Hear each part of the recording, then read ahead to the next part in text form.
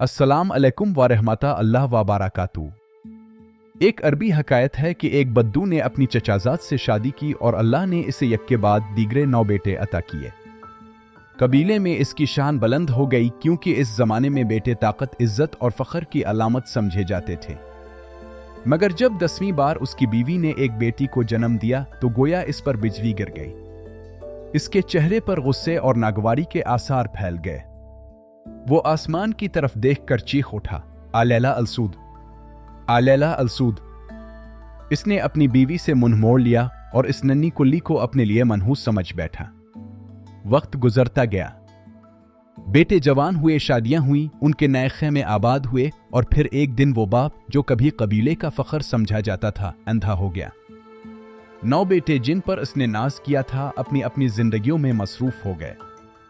किसी ने पलट कर ना देखा, मगर वो बेटी वही जिसे इसने आलैला अलसूद कहा था। जब ये खबर सुनी कि इसका बाप नाबीना हो गया है, दिल थाम कर दौड़ पड़ी।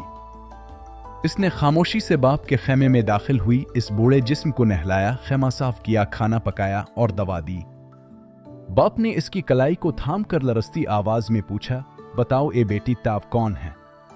ताव कौन है जिसने मेरे अंधेरे में ये रोशनी भर दी है?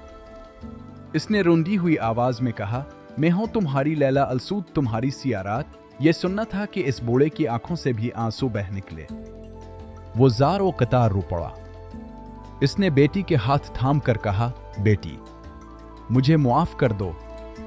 काश मेरी सारी रातें सियाह होती और उनकी सियाही तुम्हारे नूर जैसी होती। ये है इस बदवी बाप की कहानी जिसने बेटी की कदर देर से समझी, मगर जब समझी तो अपनी दुनिया और अंधी आंखों दोनों में रोशनी भर ली।